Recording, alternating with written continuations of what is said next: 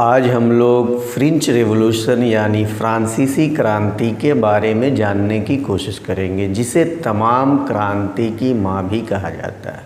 वैसे तो पहली क्रांति जिसे दुनिया मान्यता देती है वो है ग्लोरियस रेवोल्यूशन यानी गौरवशाली क्रांति, जो कि 1688 में इंग्लैंड में हुई, जिसमें किसी भी आदमी की जान नहीं गई और बादशाह खुद ब खुद भाग गया, इसलिए इसे गौरवशाली क्रांति भी कहते हैं।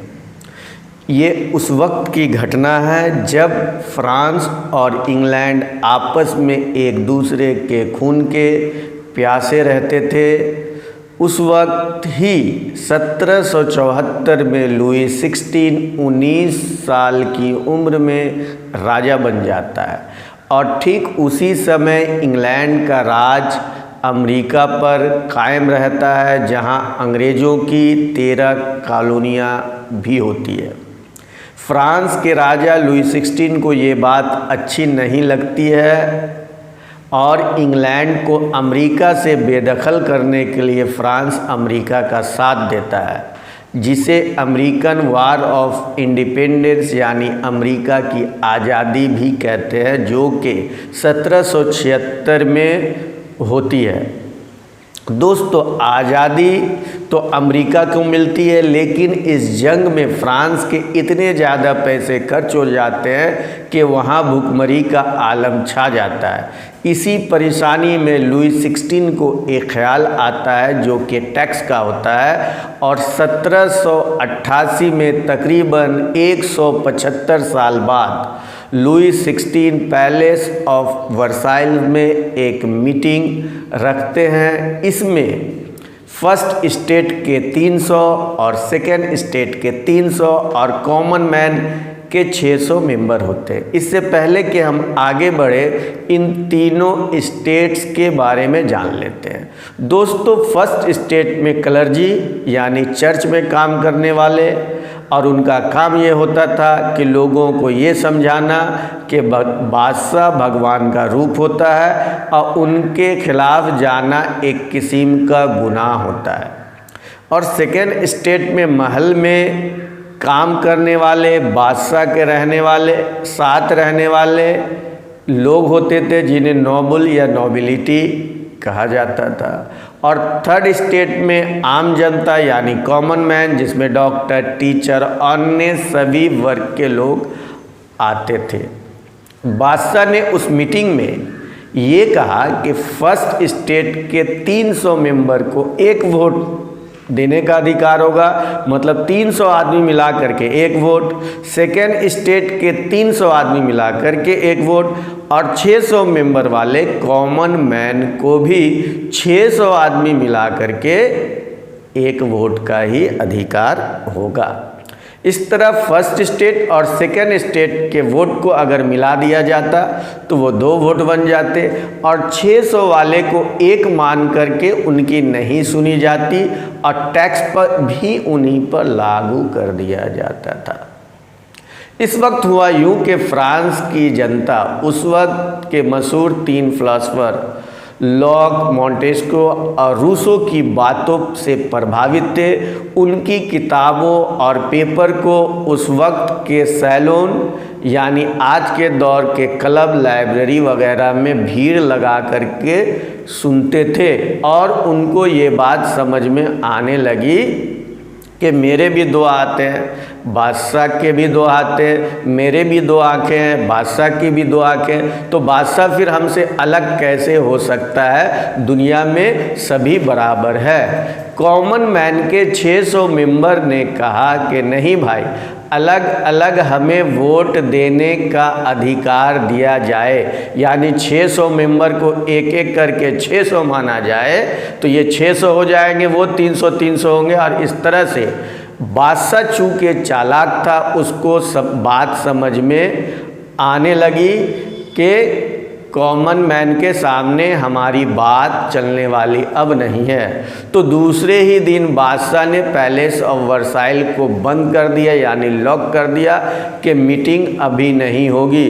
लोग गुस्सा हो गए और उन लोगों ने करीब के मैदान, जिसे टेनिस कोर्ट भी कहा जाता है, वहाँ जमा होने लगे और वहाँ तमाम लोगों को कसम दिलाई गई बारी बारी कि जब तक फ्रांस रिपब्लिक यानी जनता के कानून में नहीं आ जाता तब तक हम एक दूसरे का साथ देते रहेंगे। फ्रांस के पेरिस से कुछ दूर पैलेस ऑफ वर्साइल, जो कि लुई 16 ने अपनी ऑस्ट्रियन बीवी मैरी एंटोनिएट के कहने पर वहाँ रहना पसंद किया था, आम जनता से वो दूर होता चला गया था। लोगों में गुस्सा छाया रहता था और वो मौके की तलाश में रहते थे। अचानक एक अफवाह फैलती है कि बैस्टिल प्रिजन यानी जेल में बहुत सारा हथियार है और वहाँ कुछ लोग कैद हैं। तो तमाम गुस्साई हुई भीड़ हथियार लेने के लिए जेल तोड़ देती है और तमाम ईंट को उखाड़ कर फेंक देती है। और ये दिन होता है 14 जुलाई 1789। इसी दिन को हम फ्रांसीसी क्रांति भी कहते हैं और बादशाह को कैद कर लिया जाता है और तमाम जनता जैकोबिन क्लब के अंडर में आ जाती है, जिसके के 6 मेंबर होते हैं।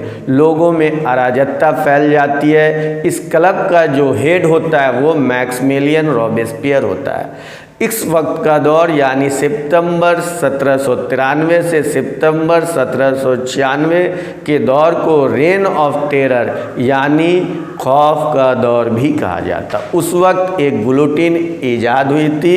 ये एक सज़ा देने की मशीन थी जिसमें लेटा करके आदमी का सर और धड़ अलग कर दिया जाता था और रॉबेस्पियर को जिस किसी पर शक होता था उसे सज़ा दे दी जाती थी। हजारों की तादाद में लोगों का रोज़ कत्ल होता था जो सिर्फ शक के बिना पर होता था। इसके बाद बादशाह चूँकि ऑस्ट्रिया चला गया था, वो फिर से फ्रांस में आने की कोशिश कर रहा था और साजिश रच था। तो रॉबेस्पियर को पता चल जाता है तो बादशाह को भी गिलोटिन में लिटा करके सरधर अलग कर दिया जाता है। अब जैकोबिन के जो 5 मेंबर होते हैं वो रॉबेस्पियर को देख करके होशियार हो जाते हैं कि जो आदमी बादशाह को सज़ा दे सकता है वो हमें भी मार सकता है। तो ये लोग और लोगों को मिला करके रॉबेस्पियर के खिलाफ साजिश रचते हैं और 1794 में उसी गिलोटिन में रॉबेस्पियर का भी सर धड़ अलग कर दिया जाता है। इस तरह इसी अनार्की अराजकता के दौर में जैकोबिन्स के 5 मेंबर एक नई टीम बना लेते हैं जिसे डायरेक्टरी कहा जाता है, जिसमें 5 मेंबर होते हैं। इसकी हुकूमत 1795 से 1799 तक चलती है। इसी दौर में नेपोलियन बोनापार्ट का उदय होता है। उन्हें इटली और ऑस्ट्रेलिया पर हमला करने के लिए भेज दिया जाता है। नेपोलियन अपनी चतुराई से जंग जीत लेता है और उनका फ्रांस में जोरदार इस्तकबाल होता है और ये चलन हो जाता है कि what is France, France is Napoleon. इस मौका का फ़ायदा उठाते हुए नेपोलियन डायरेक्टरी को भंग कर देते हैं और खुद 1799 में फर्स्ट कॉन्सल के रूप में खुद को सामने लाते हैं। और इसी बीच में ये चलता, जब उनकी वाहवाही चलती रहती है तो 1804 में बादशाहत का ऐलान कर देते हैं और नेपोलियन कोड नाफिज हो जाता है और फिर से ये बादशाहत आ जाती है। इसमें ये बात बताता चलूँ कि मेजरमेंट और नाप को सही ढंग से नापने का सिलसिला जो आज हम लोग देखते हैं वो नेपोलियन ने ही लागू किया था। और इस तरह हम ये देखते हैं कि लुई 16 के बाद फिर से एक बादशाहत जो कि 360 डिग्री का एक टर्न भी माना जा सकता है। अब ये बात और एक है कि नेशनलिज्म यानी राष्ट्रीय का रूप जो हम लोग देखते हैं तमाम पूरे देश में पूरे समाज में, पूरी दुनिया में ये फ्रेंच रेवोल्यूशन से ही इंस्पायर होकर के राष्ट्रीयता यानी नेशनलिज्म का रूप उभर करके सामने आया। दोस्तों, आप नेपोलियन बोनापार्ट की लाइफ हिस्ट्री से जुड़े हुए दूसरे वीडियो जरूर देखें जो कि डाली जा चुकी है। अगर ये चैनल आपको अच्छा लगता हो तो इसे सब्सक्राइब करें और लाइक करें ताकि हमें और दूसरी वीडियो बनाने में हिम्मत मिले। धन्यवाद।